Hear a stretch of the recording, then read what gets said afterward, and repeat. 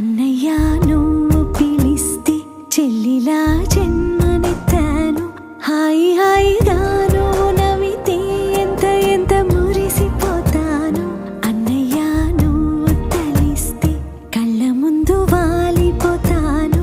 నువ్వు పంచిన ప్రేమకెప్పుడు రుణపడిపోయే ఉంటాను.